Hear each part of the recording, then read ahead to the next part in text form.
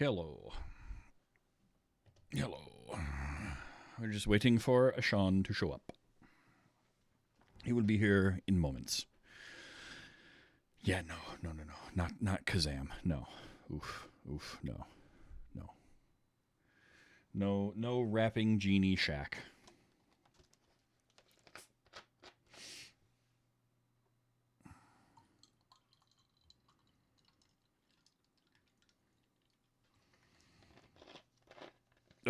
Oh, he's on his way in. Hey, Nisbet, how's it going?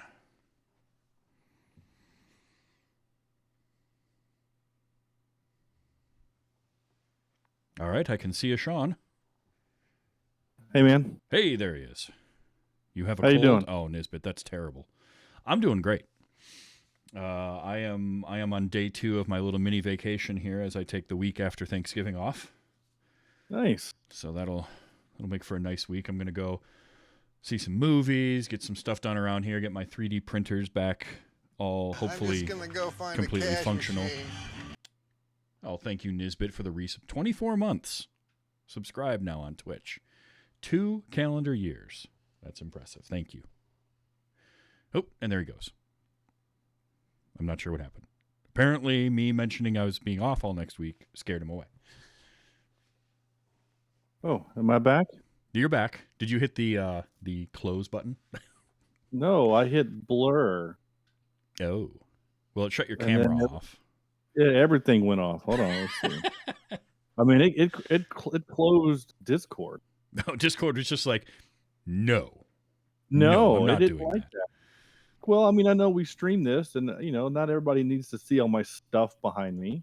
Sure, you're doing the blurred background. Can't do that. That is weird. Yeah, it won't let me do that. Huh. I wonder. Check if there's a Discord update. How do I do that? Usually there's a little green arrow in the upper right corner of Discord. If there's an update. I mean, if not, it doesn't. I got a bunch of shit behind me too, so it's not like. Yeah, but I mean, like, we have Christmas has exploded. This is the room that Christmas lives in. Like, the closet's over there. You can't see it. But, like, when it's time to decorate, everything has to come out so that it can go out. Oh, sure. And it just stays here until we have a reason to move it, which we don't. So I was just going to blur my background, but. Well, I mean, if Discord's not going to play nice, nobody's going to mind. But, yeah, if you want, check for a update. It's usually, like I say, it's up in the upper right corner next to like your little inbox. Yeah. There'll usually be a green arrow if there's an update that needs to get run.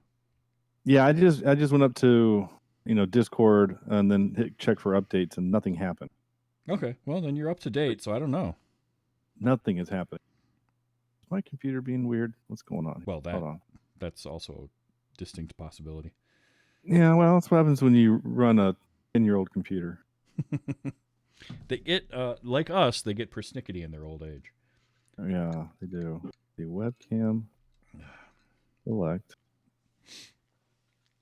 All right, do I have any background? No, I don't.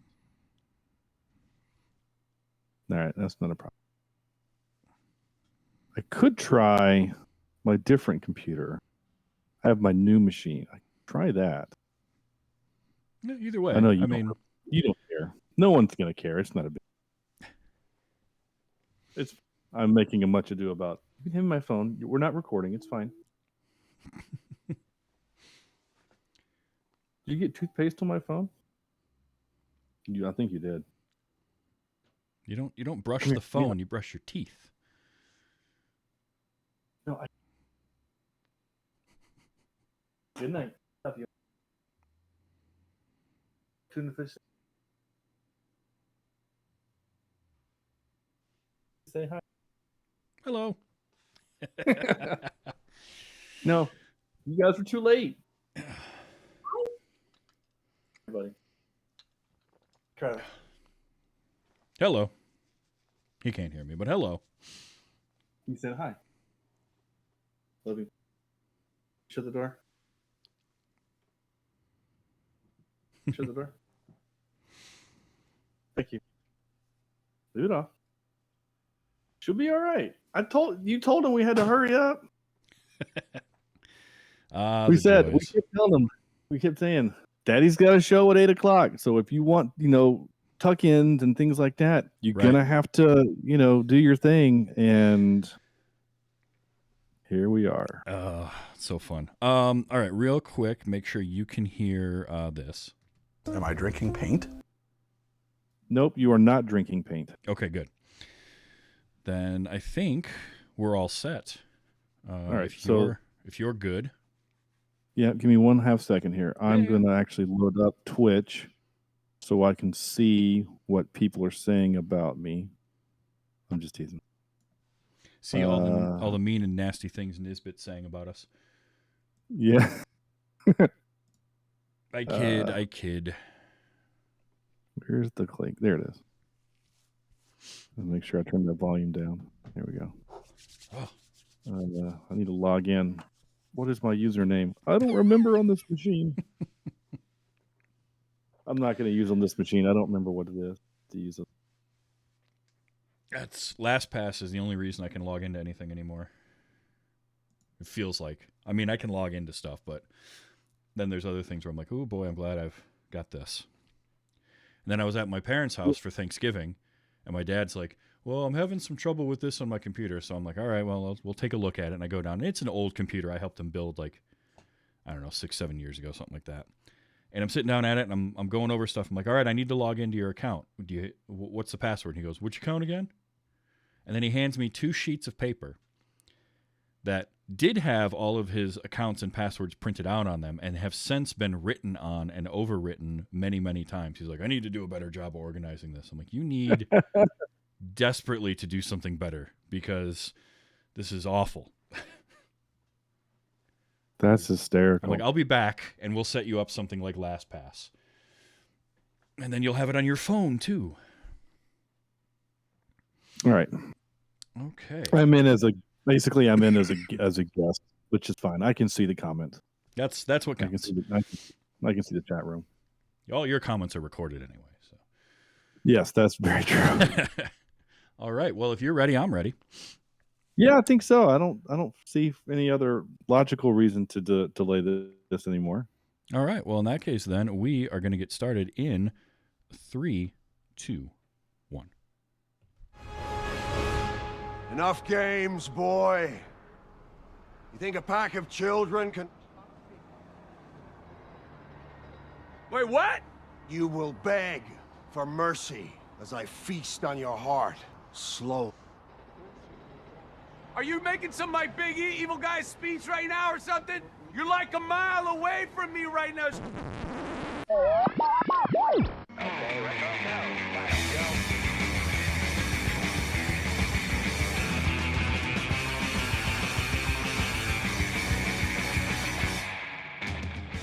Hello and welcome. Welcome and hello. This is Wait You Haven't Seen. It's a show where we talk about movies, and specifically, we talk about a movie at least one of us has never seen before. I'm your host, Travis, a.k.a. TV's Travis. And this is episode number 194. Our movie this week is 2019's Shazam. And joining me to talk about it because, like me, he hadn't seen it before, from the Cheap Seat Reviews, it's Sean. Sean, how you doing? Good. How are you doing? Thanks for having me back on. Absolutely. Okay, so obviously neither of us had seen this movie before this week. But what I'm curious about first is what is your history, if any, with the character of Shazam / Captain Marvel prior to watching this movie? Zero. Absolutely zero. I am not a big DC comic fan. I'm kind of like, hey, I like the Batman movies. That's kind of it.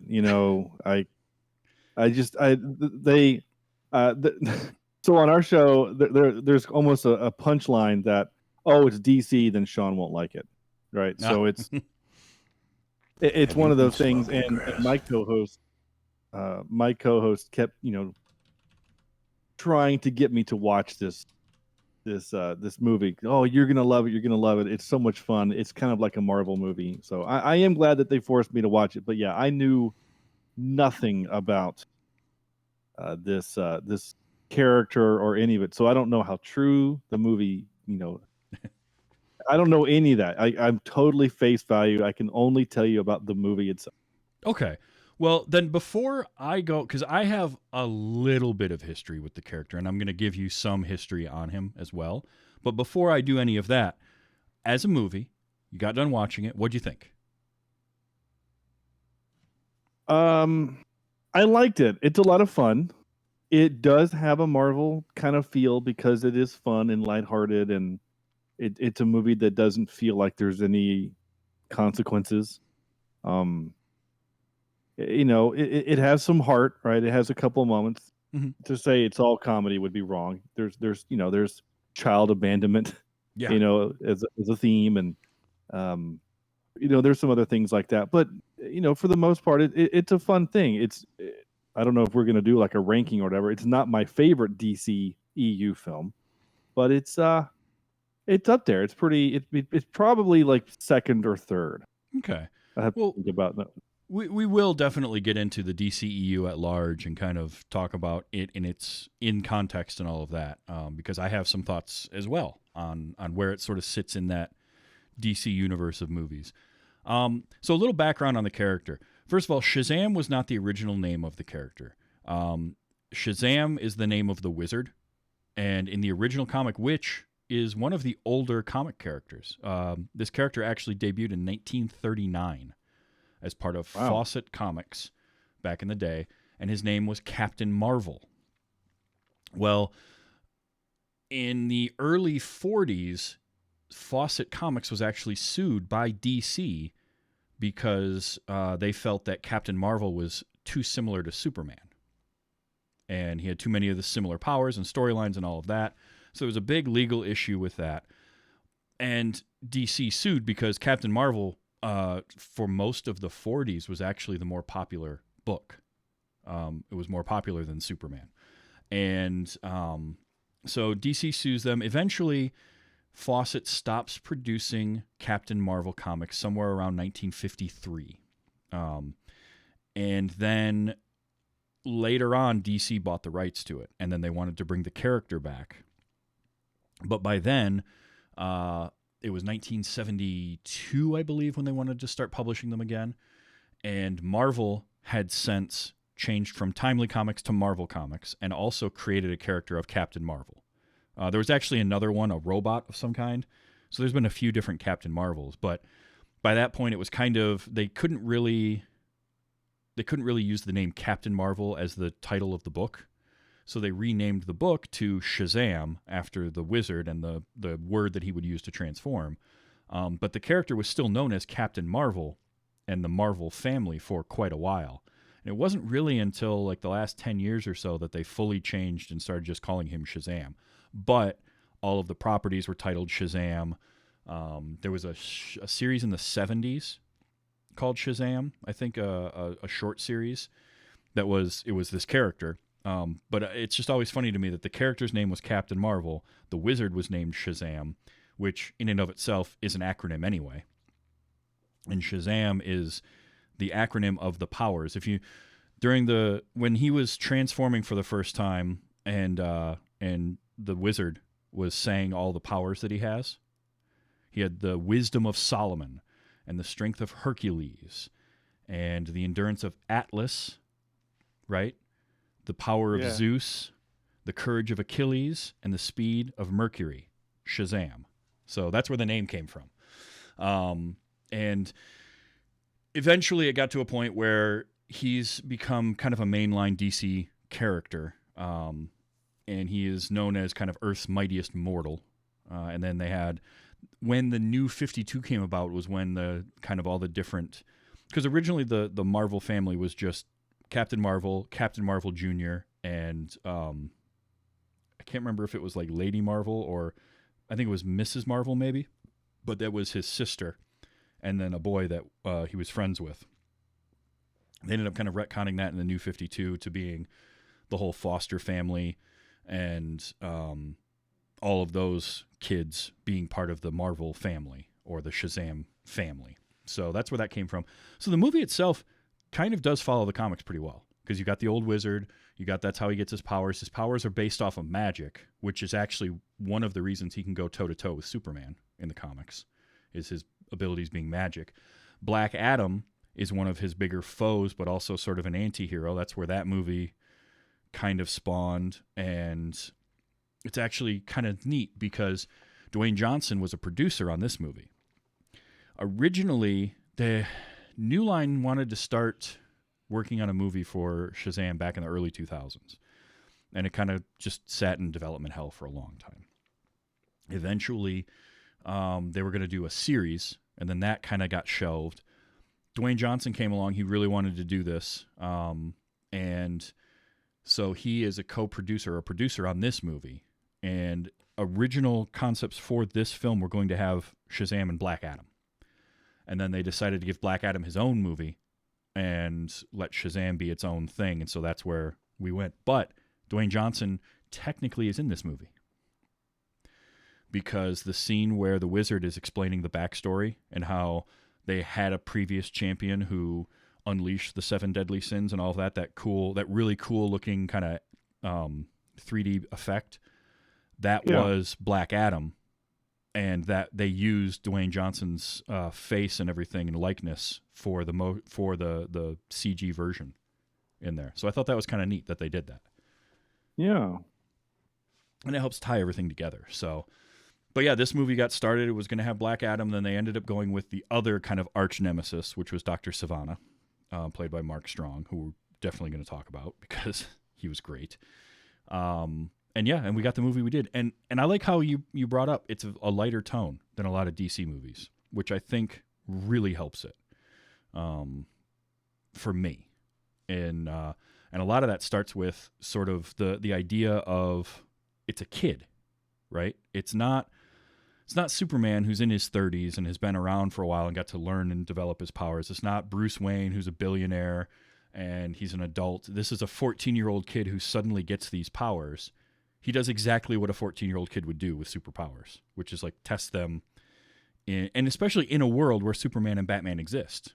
Because that's one of the kind of neat things about this is it's definitely part of the DC extended universe, but it's also almost like our world in that they're, Superman and Batman are kind of worshipped as cult heroes in a lot of ways in this world. So you got this 14-year-old kid who finally he just gets superpowers and he's a bit of a fanboy. And so the lighter tone fits that too, I think, quite a bit.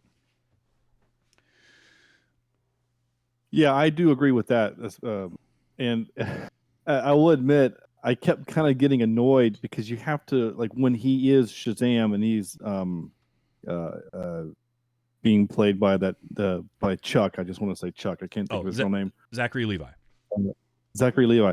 When he's being played by him, but he's still acting like a kid, like you have to like your brain has to go, remember, that's a 14-year-old kid. Like, why does he keep acting like a child? Oh, because he is a child, right? Yep. This is the superhero version of Big. Yeah. Yeah, which is funny because it is the superhero version of Big. Some of Big was influenced by the comic of Shazam, of Captain Marvel. Oh, neat.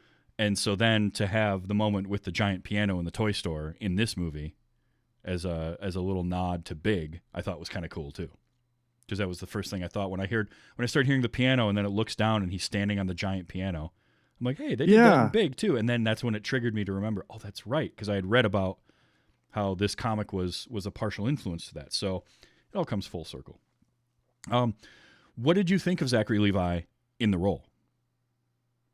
I thought he was great. I mean, I like him a lot. I loved him in Chuck. I was a big fan of that series, and I thought he was kind of the perfect role for it because one, he is very tall, for a Hollywood actor. The fact that he's like 6'1" or 6'2" or something like that, like the fact that he is actually tall, does help the fact that when he's in the suit, and the suit is, aiding his physique.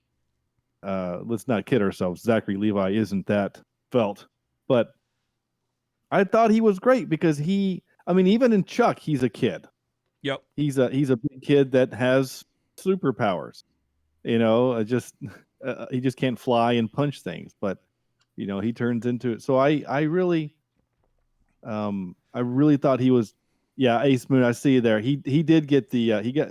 There's a difference between getting fit and getting what that suit was portraying. I think is my point. Oh yeah. Because he put on like 20 pounds. I think he got up to about 220 and got himself built as much as he could for the role. But the suit still buffed him up even more.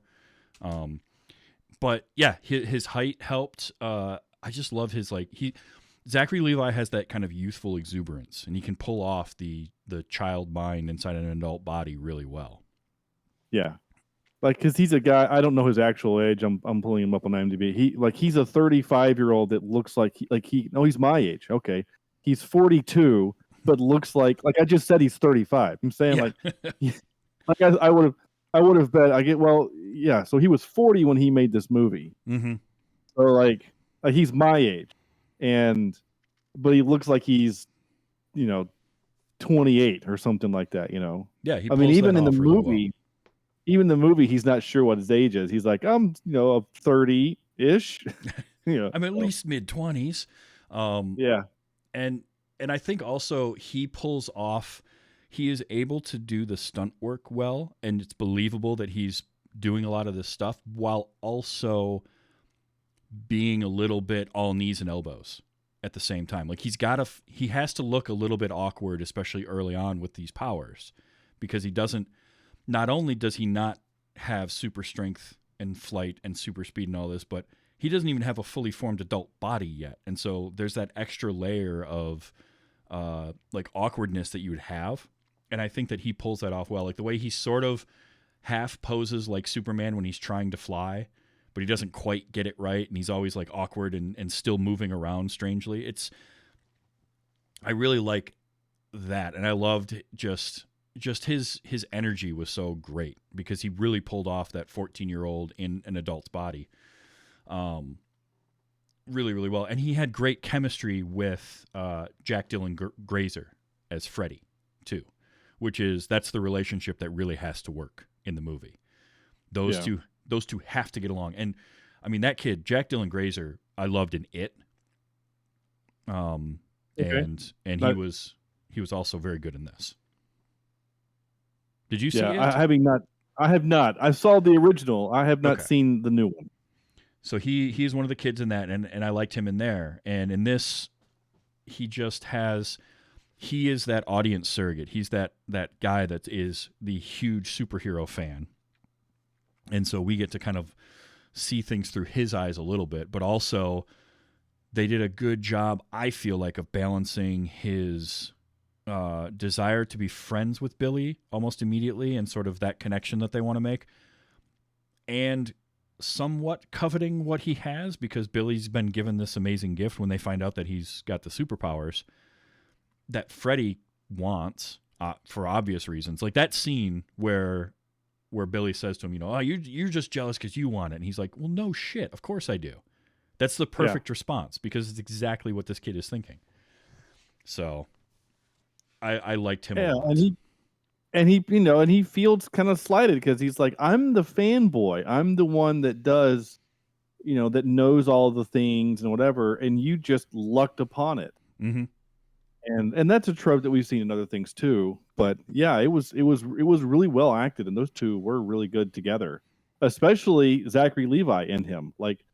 The two of them, they even say in the movie, you two are arguing like a married couple, which is just really funny. It's a funny line. Oh yeah. Well, the scene where he's first learning about his powers, and then they go to the the little superstore, convenience store to buy beer, is just great. That whole scene plays out so well. When here he is, he's videotaping him. He's like, well, maybe it's just the shoot him in the face. They've known each other for a day, and that's the first thing he thinks. And just when they drink the beer, they realize that they hate it, so they go back in and just get a bunch of junk food. It's just such a fun scene, and the two of them having fun doing all that, and all the names he comes up with are great. I love that trope. Finger. Yes. Yeah. I adore that trope of somebody trying to come up with a name for a superhero and all the dumb names they do. Mr. Philadelphia, Thundercrack, just all of them. That sounds like a butt thing. Yeah, let's not do that one. No. So yeah, and then for the character of Freddy, who again, he's got the crutch, right? He's disabled, and we never are really told exactly why. Like why he needs the crutch. He makes some jokes early on, as he's like messing with him, and that's it. And then it's never really mentioned again, which I kind of like. But that character, when he becomes a superhero at the end, what's the first thing he does? He flies. He immediately lifts off the ground and is able to fly. And that also ties back to the thing he said when he has that first conversation with Billy, where he's like, all right, superpower, flight or invisibility, which one do you choose? Right? And he talks about how flight is the superpower of heroes. And so once again, the second he gets superpowers, he starts flying. Like, I just loved that. That was such a cool... There's a lot of those little moments in this that for me worked really well. But I liked... And Adam Brody was a great choice to play an older version of that kid, because I think that the look is right, and like it fit for me. Yeah. Mark Strong is never bad in anything. And, that's true. And he is still good in this, even when the script kind of lets him down, because he is the least interesting of the characters in the movie, I would say, which is unfortunate, because usually you want your villain to have more complexity. And it feels like there were parts of the movie where it just felt like the script made him generic bad guy because bad guy. And in a lesser actor's hands, that wouldn't work. But Mark Strong is just, he's too good to not rise above that. And he makes a great bad guy, because he can have that menacing presence. In fact, he's so good at it. There are times where I'm watching a movie waiting for his turn. I think it was Kingsman the first time I watched Kingsman, the Secret Service. First time you're and you spend the whole movie. Yeah, like I did the same thing. It's like, oh, you hire Mark Strong. Obviously, he's gonna be a bad guy. Like he has to be. And then no, and then he does the thing in the second movie, and you're like, he's allowed to be a good guy. Like, I didn't know that was in his contract. And what's great about that for those movies is that it feels so much better in those movies, because you spend all that time waiting for that turn and it doesn't happen. And then you're like, so he really is this really good guy. That's awesome. But like, when you want him to be the bad guy, man, can he pull it off? Like that boardroom scene in this was a scene that I wasn't ready for, because the rest of the movie didn't feel like it had that tone, right? Like, it was that ruthlessness and that brutality that he showed when he walked in there.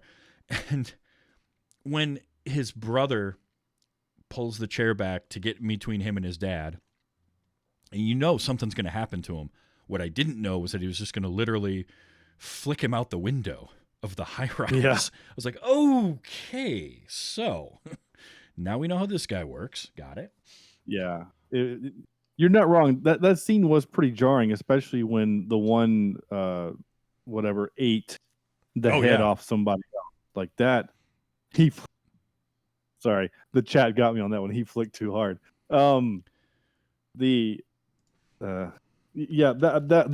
head munching scene was a little. I was like, oh, okay. Well, it's a good thing I didn't watch this with my 10-year-old, because that would be a little much. But to your point, though, yes, Mark Strong is great. I think probably my favorite Mark Strong character is still going to be in Stardust. I love him in Stardust. He's very good. And that was kind of like the first time that I really noticed him, because he'd been in a handful of other things before, but it was like, keep seeing this guy show up and he keeps being bad guys. Because I think I saw him like the next year or two in Sherlock Holmes. Mm-hmm. And then that's when I started like looking for movies that he was in. So he is great. I mean, he's kind of like the Gary Oldman of the 90s, right? When every time Gary Oldman was in a movie, he was the bad guy. Yeah. And he was really good in it. So like he was the perfect casting to make him, like in Harry Potter, when if you hadn't read the book and you see Gary Oldman on screen, you're like, well, he's obviously a bad guy. Right. Like that's why they cast him. Yeah. So you bring him in to play a villain, and like usually more often than not, that's what happens with Mark Strong, but he's good regardless. He was even good in what was the movie with it had Borat, It's an awful movie. I can't think of the name of it now. Mark Strong? Yeah, but Mark Strong is in it, and he's great. Like he's just good in so much. All right. What I liked about him in this was okay. If I have a criticism of this movie, and it's not, I like this movie a lot, but I still want to look at things from a critical eye. And if I have a criticism of it, it's that it's an origin story. And so because of that, there's a lot to try to pack into a 2 hour and 10-minute movie. Yeah. And this felt like a very full 2 hour and 10-minute movie. You could have easily made this longer. Now, I know why they didn't. And I know why movie companies are reluctant to do that. Not everybody is like me and willing to sit through a 3 hour movie. You know, I loved The Batman, and I don't care that it was 3 hours long. But I get that a lot of people aren't, so you got to try and trim things down. But there was so much going on here, and you had the origin of Shazam. You also had the origin of your villain. And you've got this family dynamic that they're trying to play into this too, which is very important for the story that they're telling. So it's a lot going on. But you started off the cold open scene with Thaddeus and his brother and his dad while they're driving in the car. Was good, but it's sort of one of those, like, they could have trimmed that down a little bit. They could have trimmed a little here and there to kind of speed things along. There was some times where the pacing wasn't great for me. Casting wise though, like, everybody hit the mark. John Glover plays Thaddeus's dad, the unnamed Mr. Savannah. And John Glover is that type of character actor where most of the time you don't know his name, but you see him in something, you're like, I recognize that guy. I've seen him before. This isn't his first DC thing either. He was actually in, unfortunately, Batman and Robin. But he was also Mark Strong. He also was in. He was in the Green Lantern. Yes. Yep. That's right. As Sinestro. Yeah. So. John Glover also voiced the Riddler in the Batman animated series back in the 90s. So he's been around for a while doing comic book stuff. I think he was also, I want to say he was in the live action Flash series, but I could be wrong on that.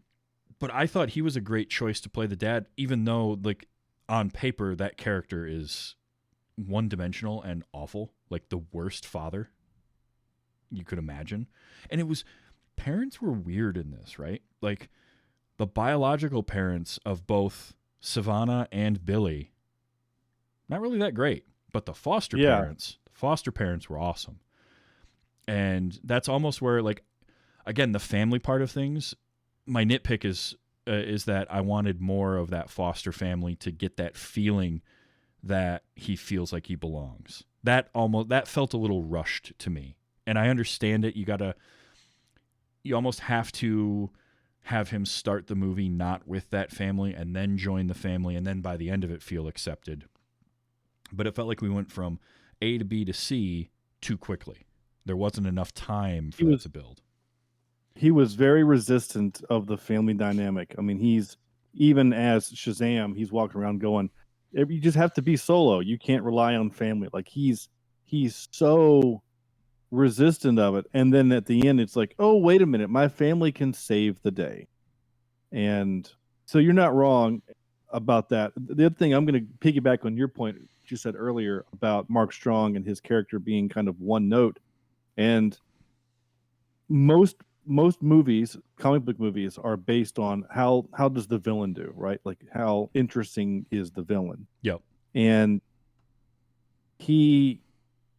we don't get a lot of screen time with him. I mean, we really don't. You know, he's a kid. He gets rejected.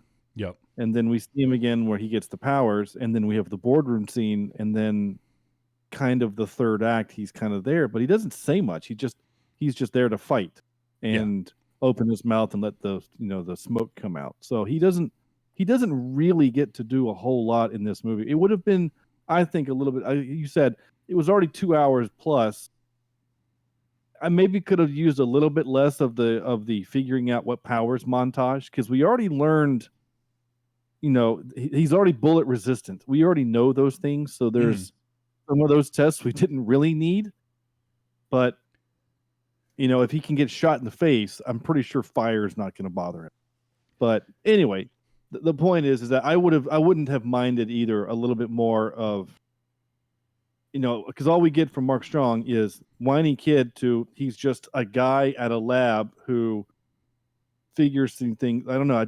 I wouldn't have liked to find out what boundaries he was willing to push to get to what he wants. Because obviously that woman does die, though there's no consequences of that. Mm-hmm. She touches the wall and then she just disintegrates and then whatever. But yeah, I'm kind of with you there. Some of my other griefs, and Ace Moon 3 says one of her or him, I don't know, sorry, that the movie was set in Philadelphia. And that was one of those where, because when they say it in the movie, they're like, "Oh, we're in Philadelphia," and I thought, is Philadelphia in DC? I don't know. It is, because you only ever hear of Gotham and Metropolis. I just assumed that the rest of the United States are just those two cities. And apparently they're next to each other too. There's these huge, massive, multi-million people cities that are just next to each other. Yep. In the DC thing. So was Pittsburgh. Okay. So see, I didn't know that. I don't know anything about DC. I really don't. And it's just because it's not my jam. I like movies that are happy and fun, and like I like Chuck. I don't watch Game of Thrones because I don't like the dark side of humanity, and I've always kind of feels like DC is just trying to constantly show us the dark side of things. Hell, the Joker movie that we did for our show, like, it was great, and I see why he won an Oscar, but I never want to see that movie again. It was depressing. And part of it is, it's not even that DC only wants to make those movies. It's almost as though they do some of that based on DC and Warner Brothers, because Warner Brothers owns DC. Warner Brothers tends to be more kind of filmmaker focused in their films. So they let, the Christopher Nolans and such do their thing. And whereas Marvel has very much a style, even pre-Disney, they had a thing that they were going for in creating their universe. And so they have, unique directors, but they still kind of all fit into a little bit of a formula, a little bit of like, we're making this is part of what we do, and you're going to base that inside of here. Whereas DC movies tend to stand on their own, and DC's done that for a long time. But what's interesting is that their comics, not always dark and not always have to be dark, but for some reason the movie adaptations get that way. And sometimes it works, sometimes it doesn't. Like, part of why a lot of the DCEU stuff got that feel is because Zack Snyder was helming that. And Zack Snyder is just he's a filmmaker that likes that style more. And so that's what he was going to go for. That's where you get because it's Man of Steel, Batman vs. Superman, and then Justice League. And those three movies are all Zack Snyder movies. Even the 2017 version of Justice League is a Zack Snyder movie that was finished by Joss Whedon. Yeah. And they have a certain tone to them that is very Zack Snyder, and that sometimes that works for some people really well. I didn't mind them, but it really depends. Like, I think it works for Batman to have a darker, grittier tone to it because he's a character that's based in not being superhuman. He's not, so he doesn't have these powers, and he works at a different level, whereas a character like a Superman, I feel like, works better when you're looking at the positive aspects of it and the hope that he can bring. So that was my biggest issue with Man of Steel. Now, Shazam being a kid that gets superpowers, the tone should be lighter. And what they did here that I think worked was they worked in that lighter tone with some heavy subject matter, because family stuff is very heavy. And Billy, at the beginning of the movie, is trying so hard to find his mom. That's his driving thing. He's left, what did they say it was, 23 foster homes he's run away, or 23 times at least. But it was and it was him searching for his mom and constantly looking for her. And the fact that when he's remembering the day that he got separated from her, the way that he is, and then when you go back, when you watch it, and you watch the second time that he's remembering that day when he finally finds his mom after she had changed to her maiden name, they were really like, again, I talk about the little touches in the film, and this was one of them. When that second flashback to that day, it's just a little bit different. Her tone of her voice is a little bit different. The way she's phrasing things are, the way she's dressed is just slightly different. Her jacket is got a zipper instead of the clasps that it had. Her coat or her hat and her gloves are a different color. They're not the bright white that he remembered them being. And like all of these little touches that are just different that help to kind of hammer home the point of like life wasn't what he remembered it being at that point. And it's all kind of what the pedestal that he had his mom put up on has crumbled out from underneath her. And that's his like growth moment. But it was something really cool that I liked. And then mixing in that really heavy, because that scene I wrote, well, this is just heartbreaking. That whole scene in the hallway when he meets her. And they were able to balance that with this lighter tone of like thundercrack and, you know, and all that silly stuff. I really enjoyed. I just wish that the character of Dr. Savannah, we had gotten a little more background on, because you're right. We go from kid to adult just about to realize his dream. We don't get that background. All of it is wrapped up in like one or two shots of his father and his brother blaming him for his father's injury in the car accident, which was a weirdly staged scene anyway, just based on how it was. So like, that's where, you know, I wanted more of that. And there's really only two ways to do it. You lose some of the foster family stuff, or you make the movie longer. And if it's me, I go for longer, but you got to pace it right. And that's where it could get tricky. Yeah. Yeah. But saying all that, I loved the stuff with the foster family, because I thought that was the really foster great. family. Yeah, they are really great, and it is interesting that like a true eclectic family, everyone is very different. Mm-hmm. You know, you've got the kid that's super quiet and just very reserved. You've got the girl that like super outgoing and, you know, has made posters and whatever. You've got the nerdy kid that can hack things or whatever, and then you've got the girl that the aspiring, you know, girl who's ready to go off to college, and then you've got these two parents that are like, you know, like youth pastor man, and you know, like they were just the nicest people on the planet, and you know, it was kind of really sweet to see this family dynamic. They were really cute. It is, and it's also really nice to see a film portray foster families and foster parents and things in a positive light, and it's not a bad situation, and like nobody is taking advantage of this. Like so often you get the either like, and it's the trope that goes all the way back to the wicked stepmother, or like Harry Potter and his family that take him in because he's an orphan. And it's nice to see like an orphaned kid taken in by a family who is just doing their best. Like the parents are really trying hard and they're not pushing too much. And I love the scene where Freddie and Billy are sneaking back in while he's adult-sized Shazam, and you get the parents talking, and there's just that one moment where the dad Victor is like, "Look, we can't force it. You know, it's not a home until you want it to be, basically. Like we got to just let him do what he does, and hopefully he'll come around."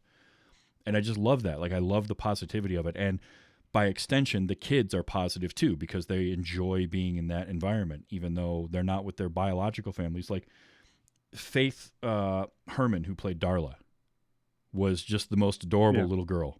And the fact that you've always, like you said, the eclectic family, you have kind of all the tropes, all the archetypes, and she's the overly happy, exuberant one. So I love that she just runs up immediately and gives him a hug and starts calling him her brother by the next day at school. Like she's just immediately taken him in as a brother because she's young enough. She doesn't know any better. Like she doesn't know any different. That's just what family is to her at that age. And so I loved all of that. And then when they all get their superpowers at the end, just like with Zachary Levi, they all portrayed that perfectly. Like the adult version of Darla was perfect. She was just great. But yeah, I loved all of that, and I liked too that you had the opposition of is it not Sivana? I keep wanting to say Sylvana, but it's Sivana. Mark he's Strong, not the light bulb maker or the. And they make light bulbs, right? Yeah, Sylvania. Yeah, but he gets the power. He spends his entire life searching for this power again because he was shown it as a kid and rejected, right? Because he had that moment of weakness, and so the wizard rejects him, and then his father blames him for stuff happening, and so he spends his entire life going after this thing, and as soon as he gets it, he immediately goes to the people that were presumably closest to him in his father and his brother, which I'm using closest in a very loose term here because apparently he doesn't care about anyone, and kills them and cuts them out of his life and hoards all that power for himself.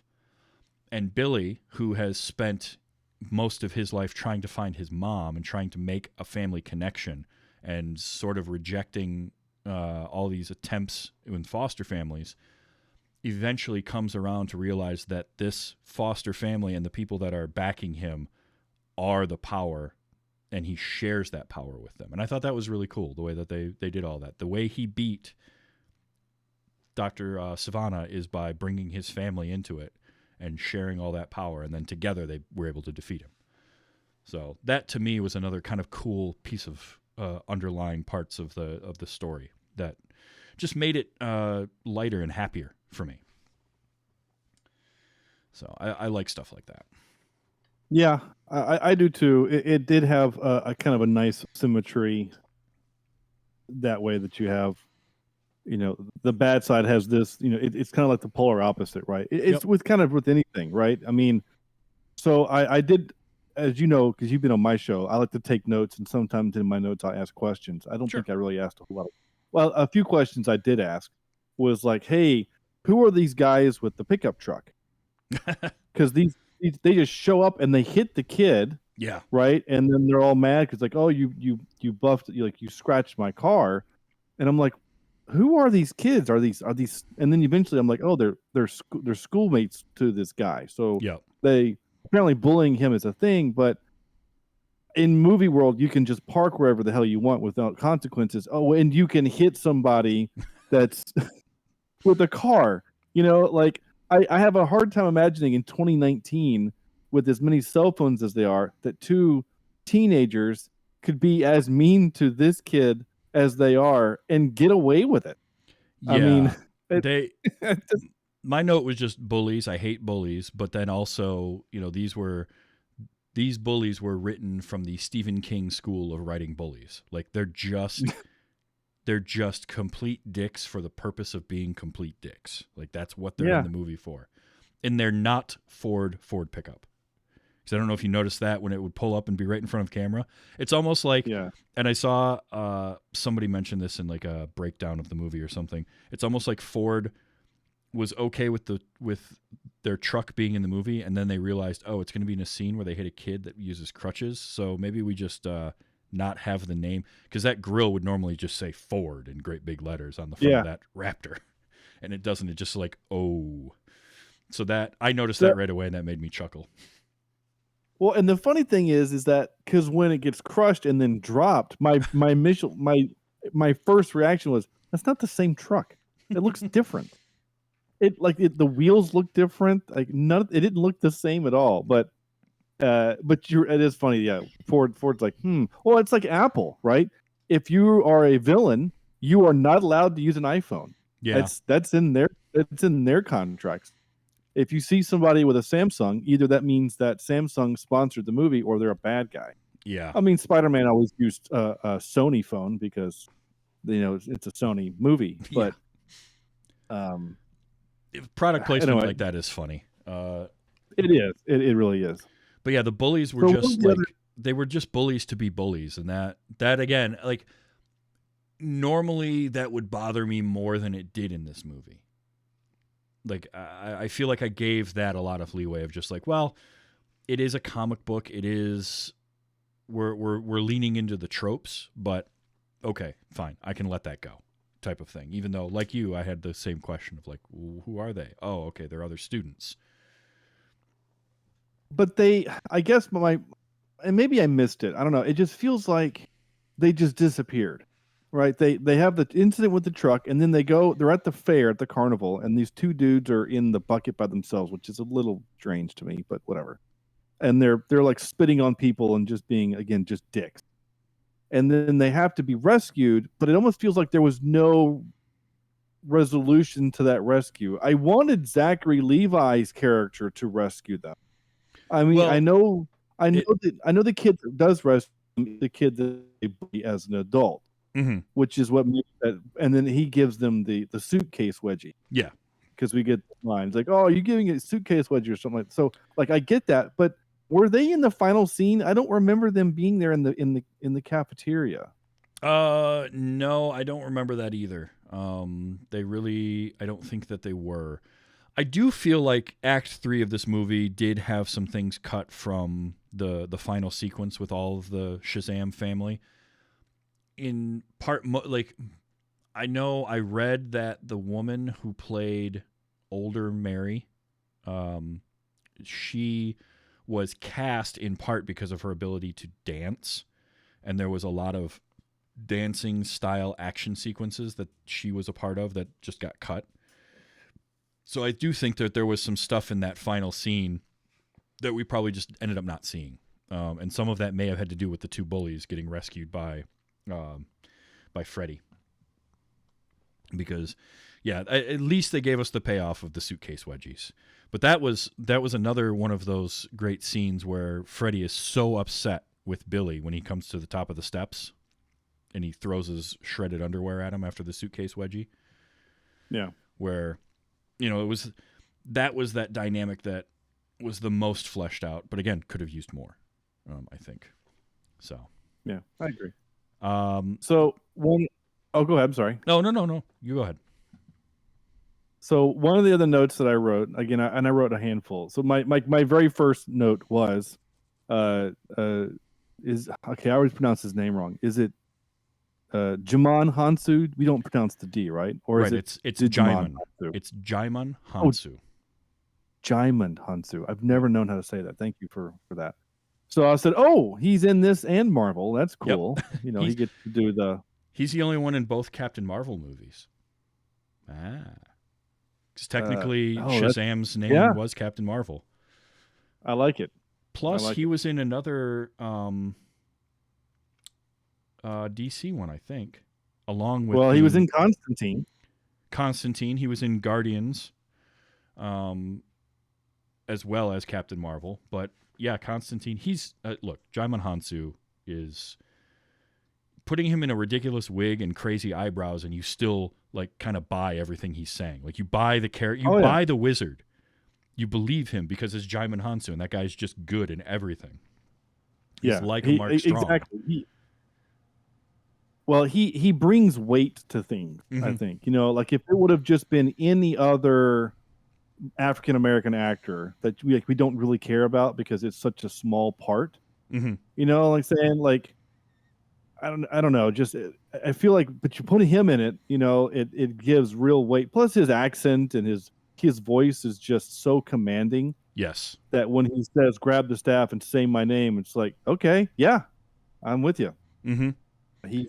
He's great. I'm trying to think of something because I also know him from trying to think what else he was in. Well, he was in Gladiator, which I just covered a couple weeks ago, and he's great in that. I love him in Blood Diamond. I like him in Push. He's in Push, which is also kind of not a Marvel, but it's a thing. Yeah. Constantine. Yep, Constantine. He was great, and he has a very small role, but he was a lot of fun in a movie called Deep Rising, which was a Stephen Sommers movie pre The Mummy. That's like just a goofy, bonkers like monster movie at sea, and he's got this small role as one of the mercenaries in it, and I just remember him in that because his death scene is memorable.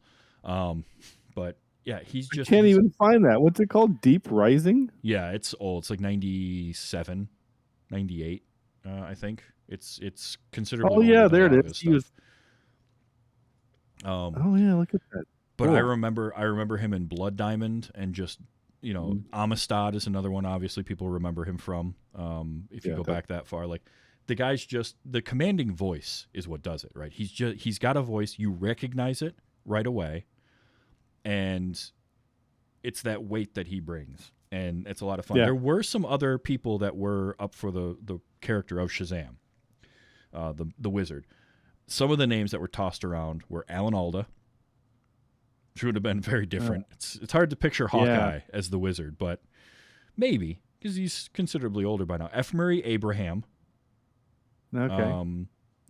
These are IMDb trivia, so kind of grain of salt. Right? Yeah, you could get a grain of salt. Michael Keaton, which would have been an interesting one to see Yeah, but it's hard. Yeah. Under that much makeup, you might have been able to get away with having Pittsburgh's own Michael Keaton in there, but I don't know, just based on how tied he is to Batman. I'm not sure that I would want Michael Keaton in a DC movie. But at the same time, I also kind of want to see that version of Shazam, because I want to see Michael Keaton in that getup. And also Tony Shalhoub, which Tony Shalhoub would have been very interesting, because he's mostly known for comedic stuff, obviously. Yeah.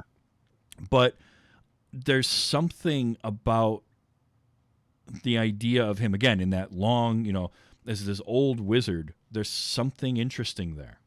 So I lean more towards, of that list, the Michael Keaton, Tony Shalhoub end than I do, say, Alan Alda or F. Murray Abraham.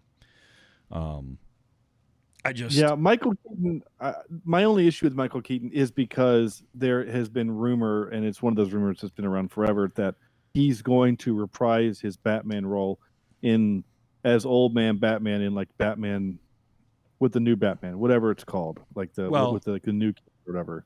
I mean, he did actually reprise his role as Batman in Batgirl, and then either Batgirl or it's Batgirl movie that they finished and now shelved.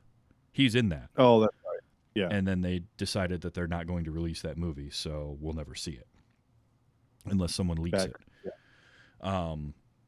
So he had actually come back, and also he's supposed to be in The Flash, I believe, if that movie ever comes out either. But like Shalhoub or Keaton bring a different version of this wizard to the screen, because I feel like Shalhoub. Shalhoub is really good at that. I'm sorry, I keep interrupting. Oh no, you're Shalhoub fine. has that nervous energy, like twitchy kind of thing. It's just like I know mostly. Yeah, I know Shalhoub. I've not seen him in The Marvelous Mrs. Maisel. I think he's in that, right? Mm-hmm. I mostly know him from Monk, the TV show on ABC. That's what I mostly know him from. Yeah. So like seeing him, like as the kid walks in and he, like saying, "Hi, I'm Shazam. Can you wipe your feet?" We just washed the floors. And I know that there are only 7 deadly sins. I really wanted to get 10. It's been bothering me for 1,000 years. Like that's all I can see. Well, because what's interesting about it is the wizard character in this movie. The first time we meet him is with Thaddeus, and he's searching for his champion. But when we meet him again with Billy, he's kind of like he's out of options at this point. He's the sins have been released, and all of this kind of stuff. And I'm picturing Tony Shalhoub playing that version of him that's like desperate and kind of at the end of his rope, and it's like, look, you might not be the perfect choice, but like you're the choice you're the best of the choices that I've had. So let's do this thing. And Keaton could pull that off too, but Keaton would pull it off in like a more unhinged way, because Michael Keaton has that ability that sort of you don't quite know what he's going to do, Beetlejuice type thing, where you're just like, you're just not sure. So it's like it'd just be very different. But what we got was Jaimin Hansu, and man, he's just cool. Like it shouldn't work. That look, that getup should not work on anyone, because those eyebrows were insane. and they do it perfectly too with the joke of the name, where he says, you say my name, it's Shazam, and the kid starts to chuckle just that little bit, and he's like, what? And like, I'm sorry, Jaimin Hansu yells at you like that, you straighten right up and it's like, sorry, I didn't mean it. Like, that was perfect. I loved all of that. They even made a dick joke, right? He's like, grab my staff. He's like, ew. Yeah, no. I mean, like once we got to that point, I'm like, oh, okay, this is what we're doing. All right, we're doing this, which is fine. Again, he's a 14-year-old kid. Exactly. I'm here for it. Yeah. Let's see. I also, Mark Strong was very enthusiastic about playing the villain. By the way, he likes to play villains because they're usually a lot of fun. Which I hear a lot of actors say that. The 7 Deadly Sins, which are the real villains of things, right? Because they're kind of the power behind Thaddeus in a way. Even though Thaddeus is not a good guy at all, it's the 7 Deadly Sins that ultimately run him. And I didn't hate their look. I do feel they were a little too monochromatic. Like, I just wanted some more variation in kind of the coloring of them. But the design of each of them was kind of neat. And some of it was slightly influenced by the terror dogs from Ghostbusters, according to the director. Okay. So I could see that with like the texture of them, that the sort of the skin that they had. I just wish that we had seen just a little bit more variation on the colors, because they really, even outside of the statue form, they just looked like the color of a statue. Which, they reminded me of what if they were going to make a Gargoyles movie. Ooh, kind of what they would look like. Ooh, you're not wrong there. You're not far off there.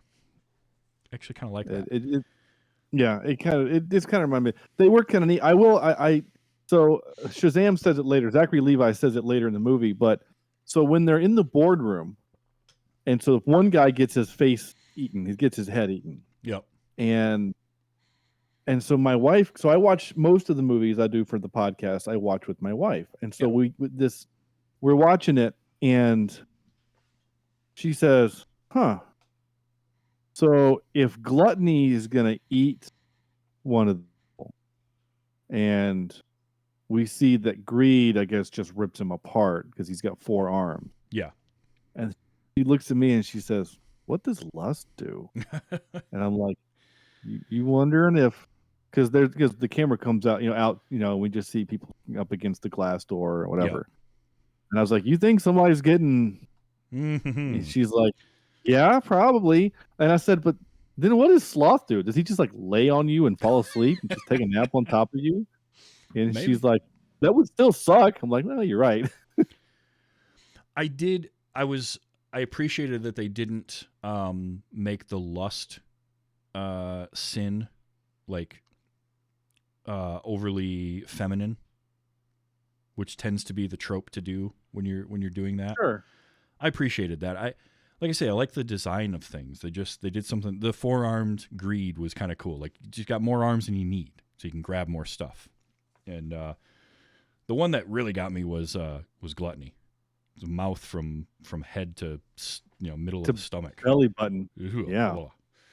That was pretty creepy. But it was good. But I also like that when he does his big scream, he was kind of in the back, like kind of a little far away from the camera.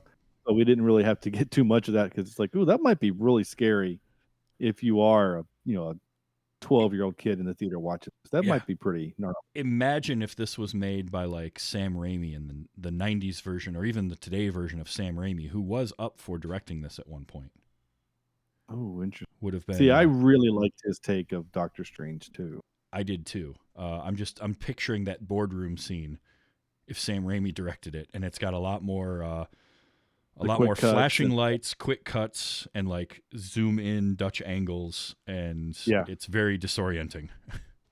Well, I mean, one of my favorite quote unquote horror scenes in film is when Doc Ock's arms are attacking the Doctor. Oh, that's so good. And Doc is asleep the whole time, and just because like when you watch Spider-Man 1, it doesn't really feel like a Sam Raimi movie. Not really. It's got some moments, and I felt like when watching the second one, even then in 2004, in the theater, going, "Oh, Sony let him do what he wanted this time." Yeah, they let Sam off the leash for a scene.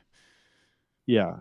Yeah. Well, and I think that movie feels more like a Sam Raimi film. I don't know, just even the fight scene on the L train, which is one of the coolest fight scenes in Marvel or in comic book movies.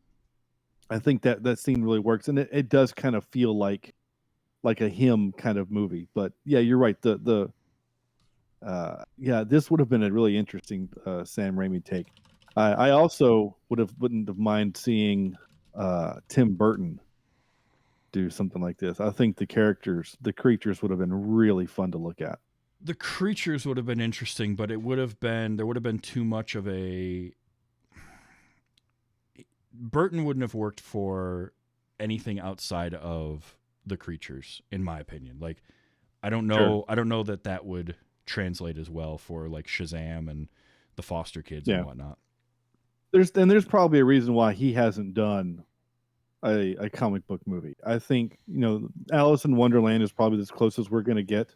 And I think that's okay, because I think that story is weird enough to lend itself to his sensibilities. But I think I'm okay in a world where we don't have the Tim Burton Superman with Nicolas Cage as Superman. No, we don't need that. We don't. A couple other kind of cool little trivia bits that I like. First of all, I've heard a couple of clips from the commentary track of this with director David Sandberg, and it makes me want to watch the movie with the commentary track, because there's a great moment where in the mall, in the shopping mall, when he's running away from the toy store, there's a group. If you look in the background, there's a bunch of disinterested looking shoppers and like a couple janitors with a mop bucket in front of them, and they just look like they're nonplussed about what's going on. It's because they weren't extras. They were crew members that were accidentally shot in the scene. And they didn't realize it until in the commentary track, he's like, so we have them here, and now there's not enough time to digitally paint them out. There's just enough time for us to paint in a few bags and a mop bucket, and now they are shoppers and janitors, and that's how we fix that. That's fantastic. That made my day. And then there's another one where so the scene where the kids tell Billy that, hey, we know where your real mom is. She's just a couple train stops away. She switched to her maiden name, all that kind of stuff. And he just bolts out of the house and starts running down the street. And the foster parents go out, and then they go to leave. And they tell the kids to stay. And let's see how this goes. So Sandberg was informed by the costume department that the children would need to be shown wearing the same clothes in that scene and the climactic battle, because the way the sequencing worked out, and it was outdoors in winter and all of that. So Darla is the slow one getting ready, and because Faith Herman was busy working on This Is Us and she couldn't be there that day of filming, so she's not in the outdoor shots of that. She's indoors still putting her shoes on. So then Sandberg jokingly said, later on, well, now people are going to make that connection that she happens to be the one that gets the super speed, right? Because she was the slow one in the family.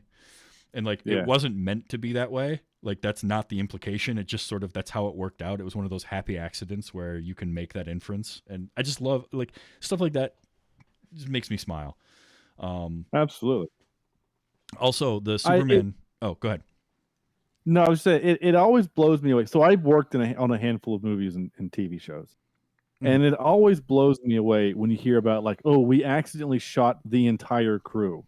I don't understand. As a guy who has worked on set, if you can see the lens of the camera, then you're in the shot. Yeah. There's I don't understand.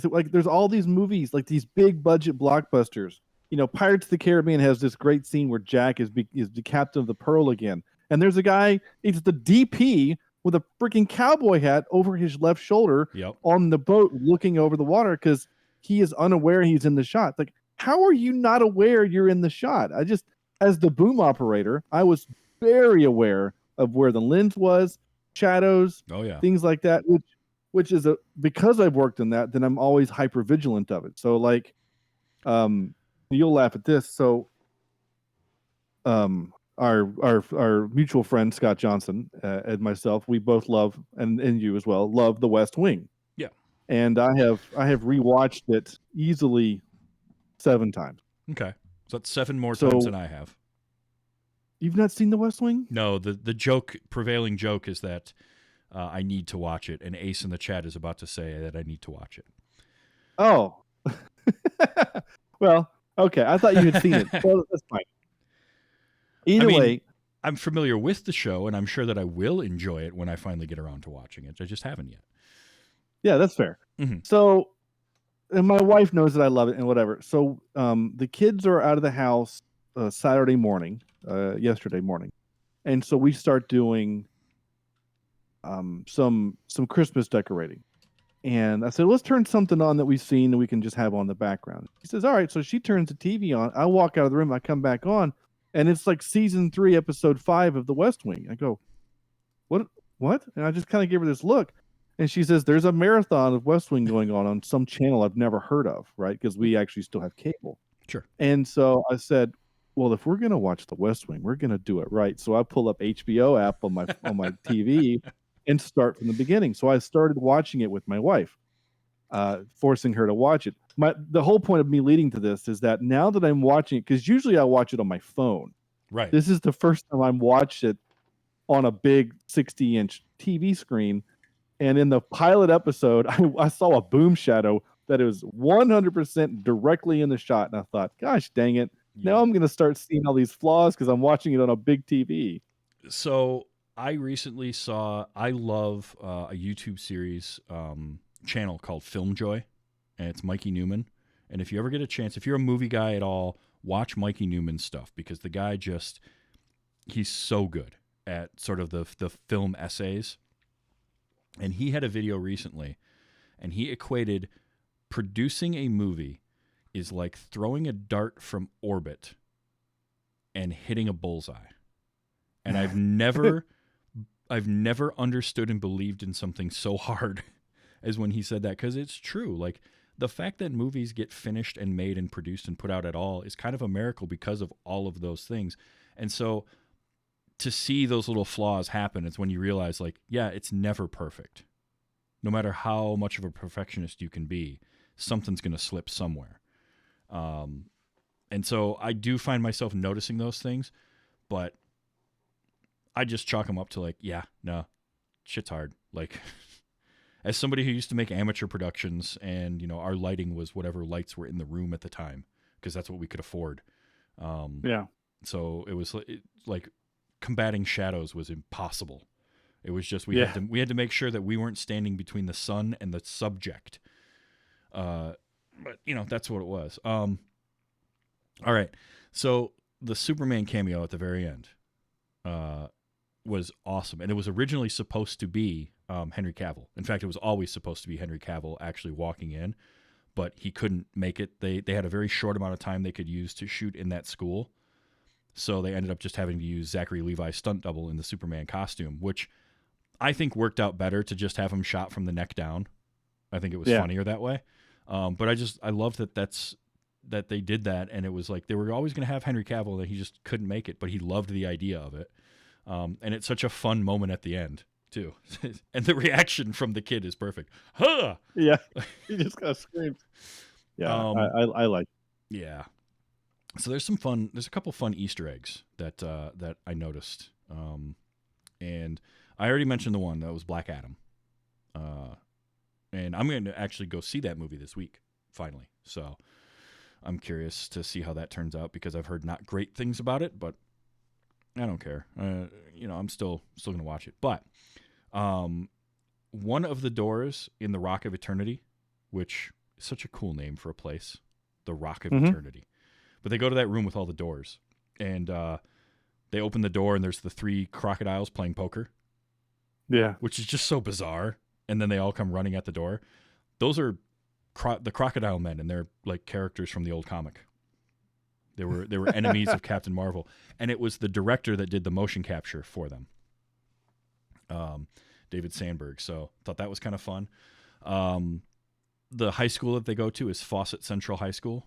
Fawcett Comics were the original publishers of Captain Marvel. Nice. So it was a nice little nod. I like seeing, again, stuff like that, little Easter eggs. They had 2 Easter eggs to other characters from the comics. not just the Crocodile Men, but in the Vasquez foster home, there's rabbits everywhere. There's like Darla's got a toy bunny. There's a silver bunny towel holder and like all this stuff. There was a character in the old Captain Marvel comics called the Marvel Bunny, and it was a sentient talking rabbit. There was also a character that was a talking tiger, and he was like an ally of Captain Marvel. And so Shazam in this movie has like a tiger motif, because if you remember, Billy wants that stuffed tiger at the beginning, and then he gives the little stuffed tiger to the girl, which was also such a cool scene, because like the underlying symbolism of that scene is really neat, where here's Billy, who that was literally the tiger he wanted as a child, whatever it was 10 years earlier. The same stuffed tiger, and he's giving it to that little girl as like a way to placate her and let her know things will be safe. And also his the clips that held his cape on had tigers on them. So like they work tigers and rabbits and stuff. It's like production design, just getting to have some fun and throw some Easter eggs out there. I thought that was really fun. Another piece of trivia is we had several. We mentioned Jaimin Hansu was in Marvel and DC stuff. Zachary Levi was as well, because he played Frandril in 2 Thor movies. Yeah. Before they replaced him. They replaced the guy that was in Thor 1, and no one noticed. They replaced him. No one noticed, and then they killed the character off. In part because and they killed him. Because Zachary Levi was working on this, so it's like, oh geez. Well, and he had such a dumb death. I always felt bad for the Warriors 3, because they died such bitch deaths, but they didn't. But we didn't really care about them all that much anyway, because they're barely in. Like, they're in Thor 1 a good bit. They're barely in Thor 2. And obviously they're not. Yeah. And it bums me out, because they're great characters and they deserve better. Yeah. But it's what happens. But yeah, those were some Easter eggs and bits of trivia about this movie that I thought were just fun. I really liked the Fawcett Central High, and they put it on such prominent display in the background of the shots in the cafeteria where it's written all over the walls. Like, that's cool. I just thought that was fun. I did capture a couple of audio clips. Before you play these clips, I want to mention one other thing that I bumped on. These last few things that I bumped on. Yeah, absolutely. One was the bit that you played at the beginning of the intro, where Sinestro. I keep saying Sinestro, where Mark Strong is doing his monologue and Zachary Levi's like, "What?" They do this exact bit in Kung Fu Panda 2. Mm-hmm. Where Poe has come and he's saying his hero speech, and Gary Oldman, who plays a peacock, can't hear him. Yeah, and he's like, "What?" And then so when this moment happens, my wife looks over and goes, "Really, Kung Fu Panda 2?" I'm like, "Well, if you're gonna copy a bit from a movie, might as well be a good movie," because I like that movie.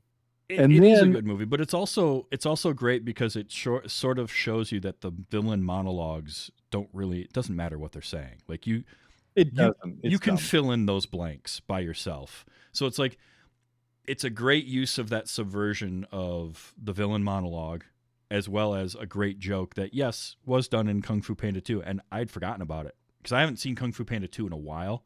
So I forgot that bit. But it's a great use of it. And I think it's very funny. So yep. My favorite version of that is still when there's 2 subversions of it, right? There's 2 good ones, right? The Incredibles, where they make fun. Oh, you got me monologuing, right? Like they're aware that villains monologue, and they talk about it. But the other one is Loki in Avengers, when he starts to monologue to the Hulk, and the Hulk just picks him up by the foot and just smashes him into the ground. I mean, my theater exploded in laughter. When that happened, when I saw it the first time, it still makes me laugh to this day when I see it, because it's still funny. Yeah. So I love it. Again, I'm not mad that they took it from whatever. We borrow bits from Pewter God. We borrow bits and stuff from movies all the time, and it's fine. It's just one of those things where I couldn't enjoy the moment because all I was thinking about was Poe in Kung Fu Panda 2. And then we have the mid credits, or the early credits, before we have the mid credit scene, and then we have the full credits, and then the end credits, right? Yep. And I'm watching this going, oh, we're watching Spider-Man Homecoming because this is the exact same. Yeah, I made the same note, which was it's Spider-Man Homecoming credits, even down to having a Ramon song playing over that that hand-drawn animation style, slightly stop motion-y thing that they were doing. Yeah, I noticed that. And I thought that was an interesting thing. Again, an interesting thing to do. And maybe it was the same company. I don't know. Maybe the director said, "Hey, do that," because I thought that was really clever for Spider-Man Homecoming. And I mean, I love Spider-Man Homecoming. It's one of my favorite non-John Hughes movies. I often said like it feels like a John Hughes movie if John Hughes would have written a superhero movie. Yeah, it has a lot of that to it, doesn't it?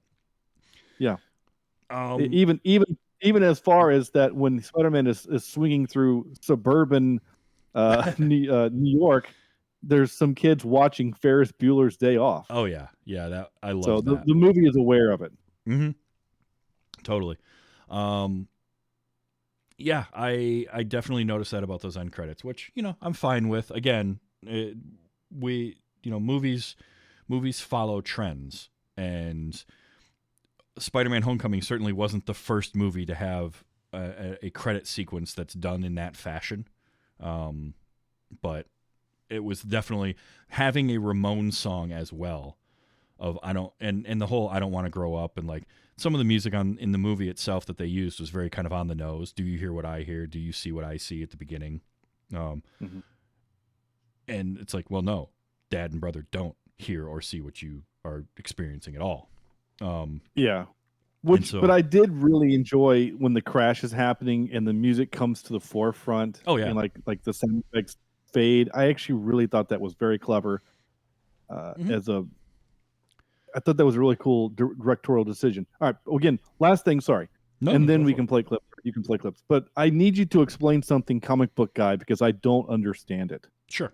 I got really confused, and admittedly, again, I take notes, and I was when the moment happened at the end when Mark Strong is having his lunatic moment in the asylum or the prison that he's in. Yep.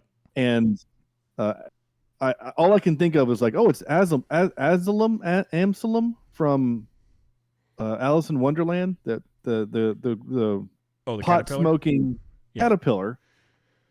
And I was like, what the hell is this? My wife says, you don't remember that from the beginning? And I said, no. And apparently that he's in the movie earlier in the Cave of Wonders or the Rock of Eternity, or what it's called. Yep. A says Mr. Mind. Yep. Excuse me, hold on. So in the beginning of the movie, when Sivana gets to the Rock of Eternity, there's a shot that shows that character, which is Mr. Mind from the comics. It was a telepathic creature. And then after Sivana has his little fight and he breaks out the 7 deadly sins and roughs up Shazam and leaves, when Billy comes in, there's a shot showing that same little canister, but it's broken now. So that's when Mr. Mind got out. And it's one of those where if you know the comic and you see that little worm, you're like, oh, it's Mr. Mind. That's that Easter egg. But then they show it the second time, and then for him to come back in that end credit sequence to help sort of, sequel bait a little bit. Yeah, but they definitely did set that up.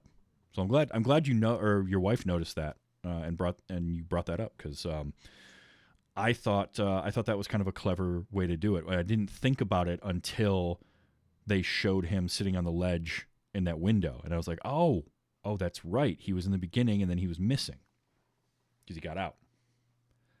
Okay. See, like this is what happened at the end of Avengers for me, right? Like when the big purple guy shows up and smiles at the camera, I had no idea who the hell that was. I had to go home and Google it. You know what I'm saying? So like last night I go, where did he come from? And she said, oh, he was Thanos. So like when this is why I can't have a chat room, Travis, during my show. I get so distracted. Oh, I understand. I completely understand.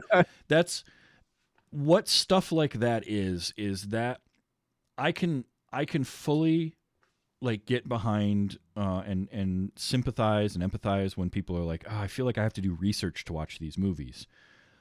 But what I like about something like that is whether it is Thanos showing up at the end of Avengers in that mid-credit sequence, or it's Mr. Mind in this, the story being told is not affected by that at all. And if you are well versed in, and there's certainly been times in these movies where I don't remember or know the character that's being referenced, or I don't catch the Easter egg the first time, but I might catch it on a second time, or I might notice something is odd, and then I'm like, well, I'll go check out what that is. So like, I knew of from Shazam comics, I knew of Black Adam, and I remembered Mr. Mind a little bit, enough because it was an important plot point. I love the comic Kingdom Come from the mid-90s, and there was a plot point that involved Billy Batson and Mr. Mind and mind control worms. And that was how they had Billy Batson working for somebody. So it was like the way the comic was structured. That's what made me think of it. But it's definitely the type of thing I noticed at the beginning of the movie, and it didn't trigger immediately that was Mr. Mind. But then when they made a point of showing the broken glass the second time, I'm like, oh, that's what that was. But I like stuff like that because it does do for you, like coming out of Avengers, where you go home and you look up who's the purple dude at the end of the movie. Yeah. So, I well, think it's in my fun, case, but...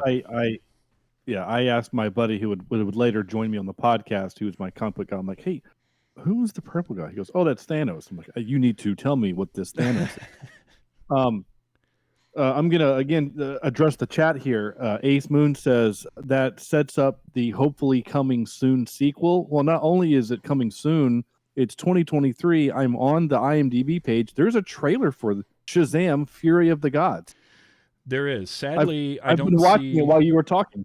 Yeah, I've watched the trailer, and they're going with, at least according to the trailer. Now, who knows what'll actually be in the movie? The Daughters of Atlas are the characters in the trailer. Played by, two of them are Lucy Liu and Helen Mirren. Yeah. Which, sign me up. Helen Mirren in a movie, don't care, watching it. Like, yeah, she's just amazing. So I'm very curious to see this Shazam: Fury of the Gods. And I'm glad it's getting a sequel. I wish the reception of Black Adam had been better. Most of what I've heard about it isn't that it's a horrible movie. It's just not anything groundbreaking. It's fairly pedestrian in terms of like, yeah, it's got action sequences, but they're not anything new. So it's less, I'm hearing less that it's a bad movie and more it's just it's kind of feels like a retread, or kind of feels like you've seen this type of movie before. And maybe that's so, but I'm fine with having kind of different comic book properties, or just different properties in general, if they're good stories to tell, being out there and having them in all the different styles, whether it is a Zack Snyder darker, grittier style or this lighter stuff. And I think DC just making a good movie, not trying to force everything to be a connected universe, which I think was their problem, was they tried too hard in that direction. Just make the movies good and then let them connect themselves. So let the Shazam movies be this more lighthearted family kind of stuff. I do feel like, and I've harped on this on my show, though your listeners would know this, but you know what Marvel did right, what Disney did not do well enough, and which DC has ultimately failed at, is having a unifying. They're Kevin Feige, right? Mm-hmm. They need that guy to say, this is what. Now, people will argue that Phase 4 of Marvel has been kind of meandering. We're not sure what's going on because we've got these shows, and we're not. I just think that means we don't know what the outcome is yet. We haven't seen. We can't picture what Avengers 4 is going to look like, or 5. I guess. Yeah, 5. What Avengers 5 is going to look like yet, but I do. That's one thing that's been kind of my big bugaboo about the DCEU, is that there isn't a unifying voice or vision. And you know, the best movie that came out of DC in the last 5 years is not part of the DCEU, which is the Batman, which was really good. I really enjoyed it. But now it's like, well, now I want more movies in that universe. But that's kind of its own thing, and it's over there, which is fine. And then we have the Joker, which is over here and has nothing to do with this. And it's just like, oh, and then we have this Flash TV show, which has nothing to do with anything else. And we have like it's all of these places, and they're all whatever. And whereas Marvel is just like, hey, now that Marvel Studios exists, because Marvel Studios, 2008 with Iron Man, they said, hey, we're going to do our own thing, and we're going to be whatever. And then, Disney buys it, but the TV show is a companion piece to the movies. Yeah, like it's all. Well, I personally like that. I'm comforted by that. I'm comforted by looking at. I have 10 Star Trek movies and 8 or so TV shows that are all connected, and I find comfort in that. And DC makes me uncomfortable. Well, and that's not something new with DC. DC has always had they had to basically retcon in a multiverse, because early on DC characters, you had your Batman, your Superman, but like Green Lantern, the Flash, and characters like that, they had their Golden Age version, but then in the 60s they got redone Green Lantern as well. Or I said Green Lantern. They would get redone in these new versions. So like Hal Jordan as Green Lantern, not the original Green Lantern. The original one was a guy named Alan Scott, and the character was very different. Like his weakness, the original Green Lantern's weakness was anything made out of wood. Like the ring just wasn't usable against that. The original Flash is a different character. He looks different. Then they had to retcon in and say, well, that was a Flash from an alternate universe. And then you got the DC multiverse. And so this has been going on for a long time with DC, where they have sort of these weird disparate versions of everything going on. And then they had in the 80s, they had their Crisis on Infinite Earths event, where they brought all their comics continuity into one thing. Well, they've done that several times now. But and part of it is like I said earlier, DC Comics being under the umbrella of Warner Brothers, and now by extension Discovery, because they bought them. Warner Brothers having this history of more kind of creator driven, that's where you get these different versions. That's why you've got Chris Nolan's Dark Knight trilogy, which has nothing to do with and doesn't exist in the same world that Man of Steel does. So we have a different version of Batman for that. We do finally have a unifying voice. James Gunn and I can't remember the other guy that's with him, but they're taking over kind of DC Studios, and they're going to be that Kevin Feige type character for it moving forward, which is great, because I do think that if you're going to have that person, it should be someone who's very invested in the comics and in the stories, and Gunn definitely has that. Yeah. So I'm looking forward to what he can kind of bring to that, as far as like a steadying influence where, and I don't mind, it doesn't bother me as much that things aren't always connected, because you can add connections later to things. Comic books have done it for decades. But what I want at the end of the day is I want whatever I'm watching to be a well-done story. And what Marvel did was, while they had to kind of, obviously figure out the connected story as they grew, they had at least the underlying idea of, we're going to start this out with Iron Man, and if it does well, we can do these other movies. We can make Hulk, we can make Captain America, and then bring them together.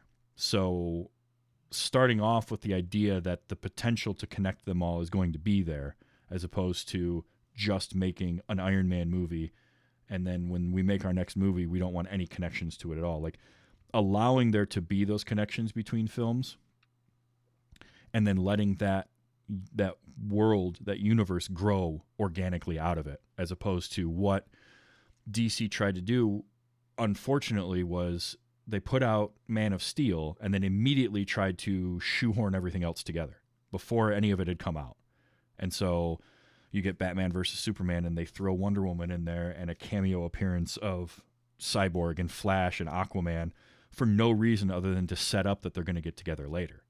That doesn't work. That's forcing that thing to happen instead of just letting it be a thing that happens. So that's where kind of I fall on all that.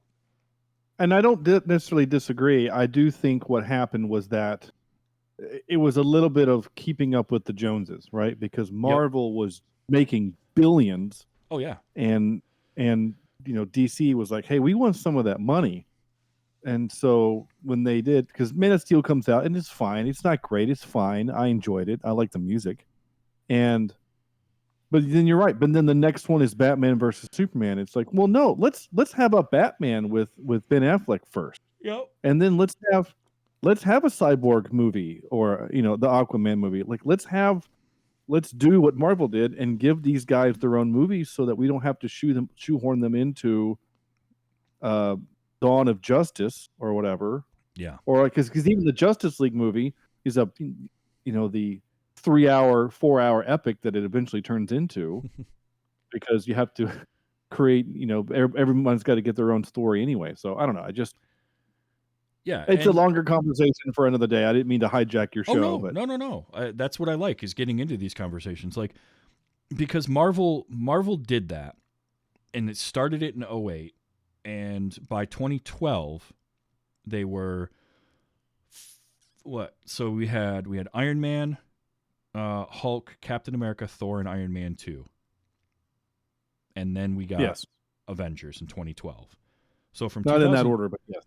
2008 to 2012, we had 6 movies. And over 4 years.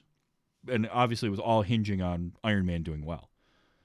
But it took them 4 or 5 years and multiple movies to get to. It was the 6th movie where all of them teamed up. And DC tried to do that on their third movie. Their second movie. But their third movie was the team-up movie. The second movie had too much stuffed into it to begin with. And we also saw that with Universal and their Dark universe, where they tried to revive all their monster movies. That lasted 1 movie. They tried to put so much of that world building into The Mummy that The Mummy as a movie wasn't any good, because too much was paid attention to like all the connection stuff. And it's like, no, make The Mummy. Make Frankenstein, make Jekyll and Hyde, and then bring them together. Instead of starting off 2 steps ahead, because then your first step, you're tripping. So that just doesn't work. And Marvel has been able to like branch it out. Marvel is a lot more akin to like comic book reading at this point too, where you don't have to watch everything and consume everything. There are people who do. I mean, I do. I like all the stuff that they come out with, but I also look at it as all of it's very different, whether it's a sitcom like She-Hulk or something that is aimed at a slightly younger audience like Miss Marvel, or the movies. But you can take in all of it. You can take in the parts that you like, and you're going to get something out of it, I feel. Is there some fatigue involved? I think for some people, maybe yes. And that's fine. We had the same thing with, you could go down the same road with any property that gets big enough. Like anything that gets large enough, at some point people are just going to get tired of it. Whether it's Marvel, Star Wars, doesn't matter. But we are in such an interesting age of entertainment right now, and how much is available out there and how much is getting made that 2 decades ago or 10 years ago wouldn't have happened. That I'm just trying to enjoy all of it. I really, really am. And some of it isn't going to work. Some of it's going to fall flat. For every real fun Guardians of the Galaxy or the Suicide Squad team up, you get David Ayer's Suicide Squad, which is not necessarily all his fault, but studio interference and whatnot and changes that got made. That movie just didn't work for me. So it's a little bit of everything. I do still have clips if you want to hear them though, of Shazam. Yeah, sorry. No, it's fine. No, I like letting the conversation go where it's going to go. That's one of the best parts about this show. And I don't have a ton of clips. There was some good stuff, but for the most part, I just liked this because it was an ad-libbed moment when he's in the toy store and he grabs one of the toys. I'm Batman. Get him, Batman! Because the "Get 'em Batman" was like ad-libbed. Yeah. And that cracked me up. Let's see. Crazy is what this one's labeled.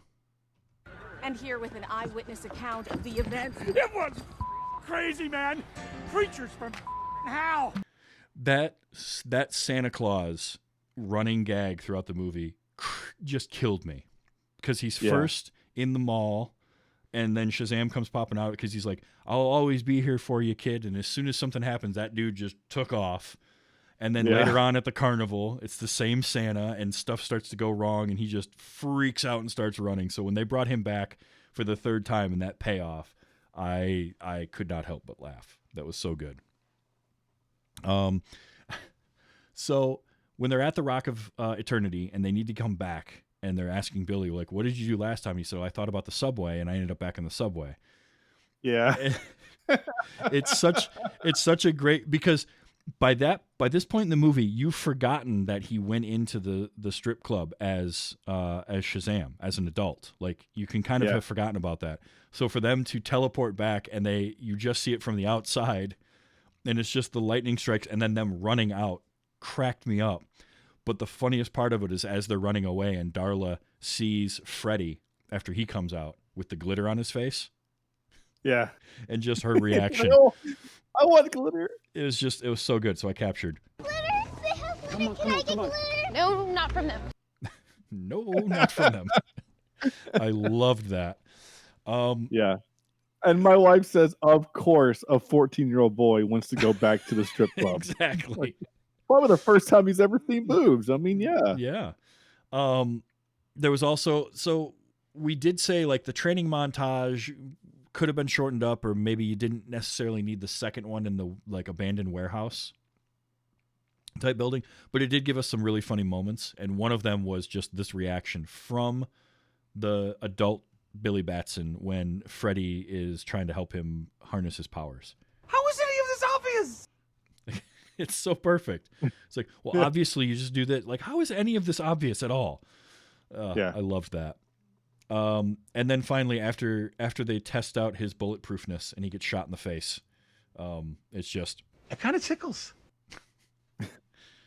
Which now I've got for my soundboard forever, is just, it kind of tickles. And I need to figure out where I'm going to use that, because that's fun. Oh, I'm sure you'll find places. Yeah, you'll find ways. Look, Shazam. Honestly, I had heard that it was fun. I'd heard from a few people that it was lighthearted. I really had a good time with it. Is it perfect? No, it's not perfect.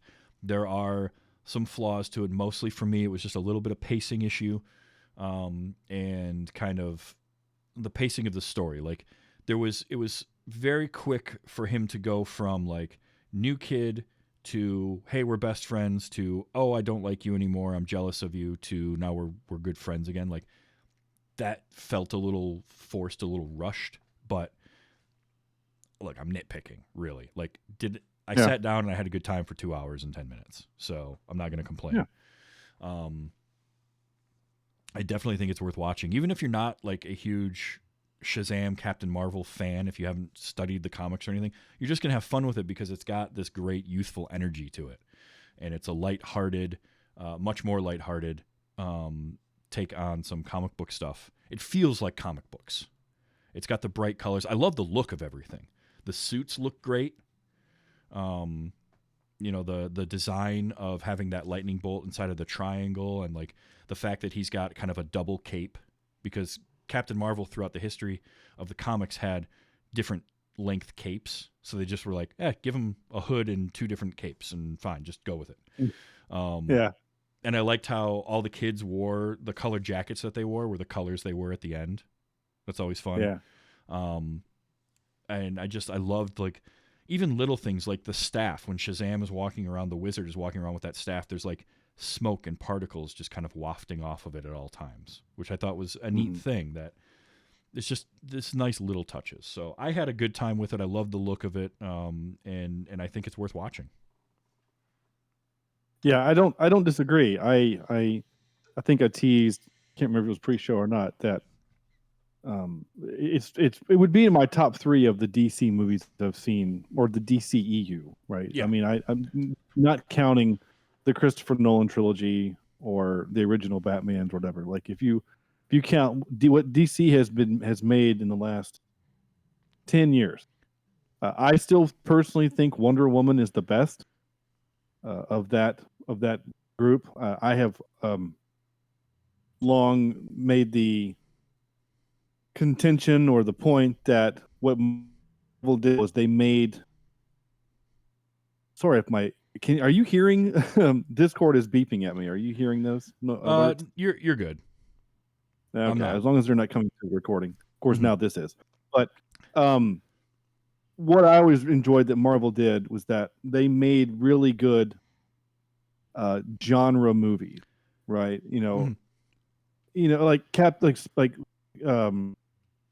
America 2 was just a spy movie, right? Yeah. And then they just added superheroes into it. Like Wonder Woman is a war movie. It's just a World War I movie. Yep. And it was interesting because you don't get a lot of movies about World War I. And then they just added in those characters, which I thought they did really well. Now, Captain Wonder Woman 2 failed miserably, in my opinion, on many accounts. But I don't want to get into that. So that's why I like this movie, though. Like, this movie it just kind of feels like a nice coming of age story. Yeah.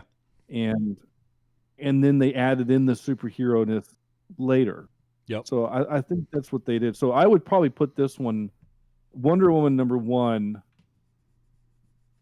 I probably would put this one second in my list if I was going to list them out. I think I saw Ace earlier say that they liked Aquaman, or somebody said they liked Aquaman. I thought Aquaman was as generic can get. I didn't really care for it one way or the other. Like it was so forgettable and just unremarkable. Like I remember Wonder Woman being really bad, but it was fine. I don't know. Maybe Man of Steel number 2. I don't know. I personally would put this above. And I not too long ago did a rewatch of Man of Steel, Batman vs Superman before I watched the Zack Snyder cut of Justice League, because I kind of wanted to just get the feel. Actually, I watched the 2017 Justice League as well to sort of compare and contrast. But what I found was, after watching this, now this opinion might change as I get kind of further away from my first viewing of Shazam, but I feel like outside of the first 3/4 of Wonder Woman, this is the best that the DCEU had done. Because I do think the very end of Wonder Woman, while the movie is great, and it's enough to put it above Shazam for me as a film, if I'm ranking them, that very end just fell into the big CG punching fest that a lot of comic book movies can fall into. And it's the trope, it's the thing, you got two superpowered people bouncing off each other. So it is what it is. But I would probably put Shazam second. I might put it in a tie because I did like Aquaman. I thought that Momoa was really good. I thought that it was, I loved some of the other characters in there. But, quite honestly, as far as the extended DC Universe stuff goes, it's kind of a low bar to clear. I didn't hate any of the Snyder stuff, but I'm not a diehard fan of it. Like, I still think Zack Snyder's best work was his remake of Dawn of the Dead. And that was one of the first things he did. Like, he hasn't really recaptured that. And I enjoyed Watchmen when I saw it in theaters. I have nothing against that movie. I have nothing against his 4-hour version of Justice League. I think that version, for instance, is better than the 2017 one that was hacked together. But the DC movies, for the most part, have not lived up to the legacy that the comics and the animation department can have. Now, having James Gunn in there is going to help, and he wants to kind of unify all of that together. Suicide Squad absolutely is my number 2.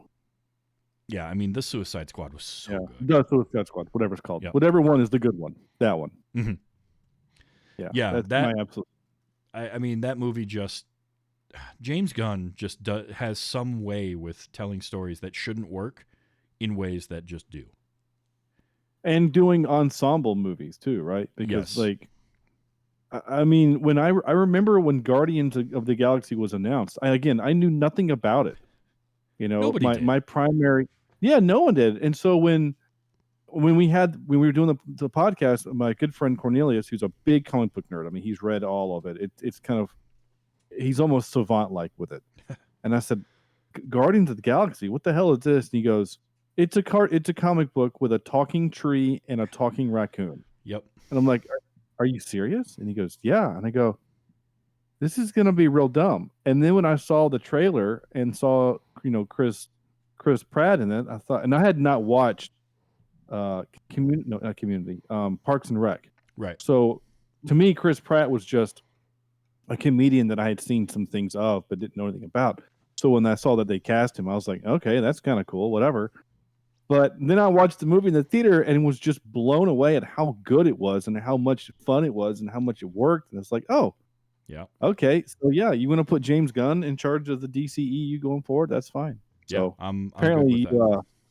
Apparently, you and Ace can't be friends anymore for some reason. You know, it is what it is. So yeah, that's Shazam. I'm really glad that we both got to see this because I needed an excuse to watch it myself. Yeah. And when we were talking about stuff to do, this seemed like a great choice. So I'm glad that you got to see it too. And it's always fun when we both enjoy the movie too.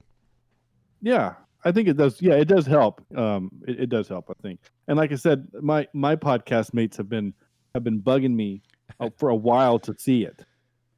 Because they know I'm such a sourpuss when it comes to DC movies. So, well, now, do you have any desire to see either Black Adam or the sequel to this, Fury of the Gods?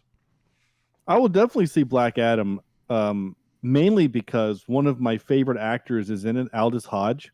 Oh, I love Aldous Hodge. Oh. I know him from the TV show Leverage. Yep. And Leverage is like one of my top 4 rewatch comfort shows. And I just started watching Leverage Redemption, the sequel show, the series that came out last year. Yeah. And so now he's not in it much because he's doing this stuff. He's making films. But I love him. So as soon as I saw that he was cast in it, and knowing nothing about the character at all, I just saw that. I was like, oh, I'm here for it. So I will see it. Probably not in the theater. It'll probably be at home on my big screen, but I'll check it out. And I do want to see. Yeah, I mean, so the trailer was playing because when you just land on the IMDb page, yep, you know, the trailer has played about 7 times while we've been talking, though I can't hear it. So I am pretty interested because like Zachary Levi is sitting there having looks like burgers and French fries with Helen Mirren in her costume, and I'm like, what is happening? But I'm all for it. I watched that trailer earlier, and I'm like, yep, I'm down. I'm down for this. I'm definitely going to see Black Adam too. Aldous Hodge is one of those actors that he just has a magnetism, a charisma to him when he's on screen. I don't know what it is. Just some people have it. You know, it's that Denzel Washington thing. It's Jonathan Majors has it, where you see these guys on or gals, anybody. Helen Mirren does too. They're on screen, and you're just like, you're compelled. You have to watch what they're doing. And Leverage is a underrated show. I feel like it gets a little tropey, a little formulaic, but it's a great. You put it perfectly in it being like kind of those rewatch comfort shows. It's that. Mm-hmm. It's perfect for that. Quick Aldous Hodge trivia that you might know, you might not. And this actually ties back to the first episode of this show I ever did. You know what movie he was in back in the 90s? He is the older brother in Die Hard 3. He's the younger one. The younger brother, excuse me. Yeah, Die Hard with a Vengeance. Brother in Die Hard. Yeah. Which was the first episode of this show I ever did, was Die Hard with a Vengeance. Nice. Was it you or your guest who had not seen it? It was my guest. I saw that movie. Okay. I've seen that movie a dozen times, probably. Dozens of times, yeah. My first ever trip to New York City, I retraced as many of the steps of that movie as I could while I was in the city. Nice. Did you steal a taxi cab and try to drive over a mime in Central Park? Not in a taxi cab, but I did go through Central Park and try to run over a mime. I was on foot, so it didn't work very well. But I am gonna. So since we're here, and I'm gonna hijack your show again for another minute. So they came out with Die Hard, the video game, for the PS1 back when, and it was a set that had all 3 movies. Yep. And each game was different. So Die Hard 1 was like a not a side scroller, but it was like a kind of a top whatever shoot 'em up, sneak around the building and shoot bad guys, right? And then Die Hard 2, I don't remember ever playing. But Die Hard 3 was basically Crazy Taxi. Oh. Like that's all you did was like you were in a taxi cab, and then you'd have to get from this place to this place, and then you're driving through the city of New York in a taxi cab trying to avoid cars and people and stuff. So if anyone else out there that's listened that played that game, let Travis know, because I played that game a bunch when I was a kid. I watched those Die Hard movies when I was way too young, but I was a big fan. Oh sure, there are anybody around my age. We were too young to watch them at the time, but we still did. Real quick Easter egg thing in the Shazam Fury of the Gods trailer. So Easter egg in this movie is that the director, David F. Sandberg, one of his previous movies was Annabelle Creation, which is a horror movie about the Annabelle doll, and it's part of the Conjuring universe. The doll from Annabelle Creation is in Shazam in the background in one of the scenes. Yeah. And I saw it in the trailer for Fury of the Gods. There's a shot in it. When you watch it, you'll notice there's a shot where the guy that Zachary Levi is talking to is like, okay, yes, but I'm a pediatrician. And then he like points over and you see all the kid stuff over in the corner. And one of the things was a little Annabelle doll. And I got a kick out of that. Nice. All right. I'll have to look for it. Creepy doll, though. Very creepy doll. But yeah, that was one of his earlier movies. So I like that he does that. Brings the doll back. So yeah, that's Shazam. Now, Sean, you have mentioned your show a couple times, but let people know who haven't already started listening to it what the show is and where they can find it. Yeah, I am 1/3 of Cheap Seat Reviews, the podcast that explores the Hollywood film industry for the greater good. We released today, as we're recording, episode 404. 400 and crap. What is it? I have it right here in front of me. It's 423, and most recently we did a complete review of the music of Star Trek. Ooh.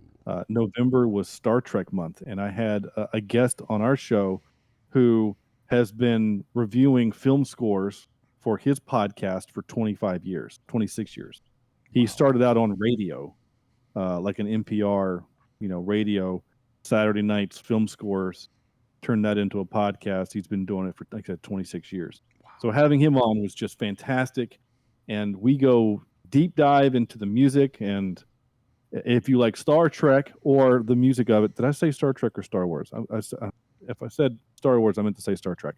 But last year we did the music of Star Wars. So if you like either one of those, go check them out at cheapseatreviews.libsyn.com, and there you can find links to all 423 episodes of Cheap Seat Reviews. That is a lot of episodes. I'm coming up on 200, and 400 plus is pretty great, and it's a great show. People should definitely check it out. I've been a guest on it. It was a ton of fun, and you did a roundup for episode 400. I remember we did some trivia. That was a lot of fun too. Yeah, it was a good time. Yeah, we did a battle of the Cheap Seat Reviews All Stars, and we had basically the guests that we liked. We came back and had a big fun trivia game, and it was a lot of fun. So, and yet, Travis, you've been on at least I think twice now, right? Yeah, because you let me come on and gush about Lord of the Rings for like, I don't know, I think we recorded for something like 18 hours. It felt like. Yeah. But and I'm thankful for that, because I can talk about those movies forever. And I think also Dr. Sleep, right? Didn't we do that one? Yes, Dr. Sleep. Yes, that's right. Yeah, that was a lot of fun. Yeah. So yeah, definitely check that out. cheapseatreviews.libsyn.com or Cheap Seat Reviews on Twitter as well, I believe. Yeah, we're at Cheap Seat Cast. Cheap Seat Cast, that's right. I'm also on Twitter at TV's Travis. As long as Twitter's around, I'll be there. I'm on all the socials. as TV's Travis, wherever you want to find me. And also tvstravis.com, which is the easiest place to subscribe to this show.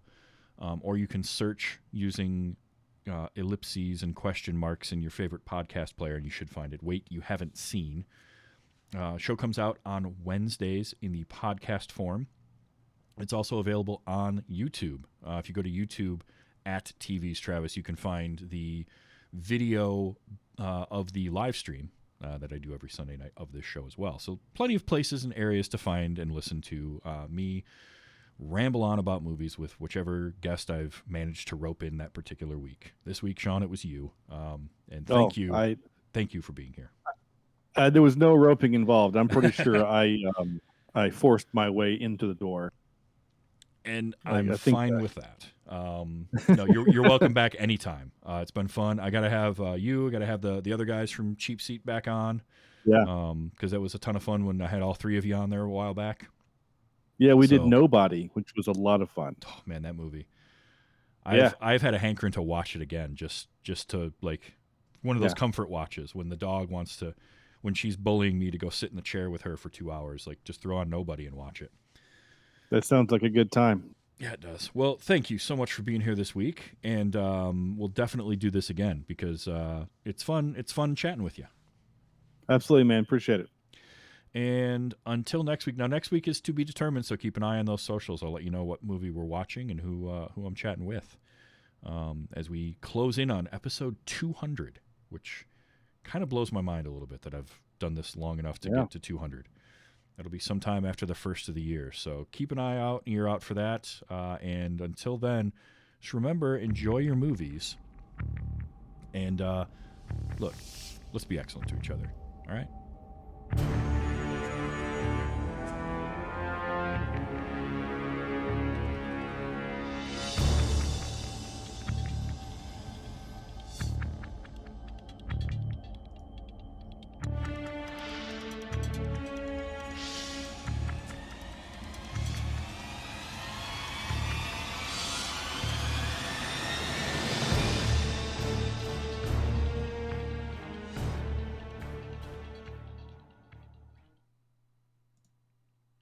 Oh, it didn't play the sound. I'll have to put that in post. Let me find it, because I had a stinger.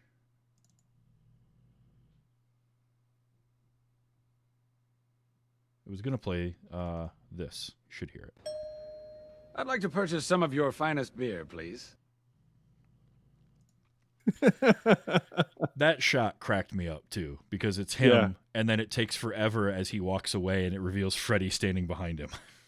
Yeah, no, that was great. I also do like how, like, as soon as he becomes Shazam, all of the crime is like right there in front of him. Yep, you know, like perfectly. A lady is getting mugged, and that scene. Oh god, that scene was so brilliant. I didn't even I didn't even get to it. Just how great it is that his very first chance to stop crime, and he's completely useless and not needed for it at all. Like that woman had already pepper sprayed him. Yeah, she had everything under control, and the whole thing ends with her being like, "Here's all the money that I have. I never saw you," and leaves. Yeah, she's really confused and a little scared. It was fantastic. Yeah, it was great. All righty. Well, thank you so much for being Absolutely, here. Man. Absolutely. This was a blast. Freaking file didn't play, though. That's bugging me. What did I do? So it's funny, like, so I when I sent you that message saying, "Oh, hey, I think I screwed up or whatever," or did we mess up for some reason? So it was in my calendar. I did everything right. I put in the calendar what the movie was and that we were doing this thing.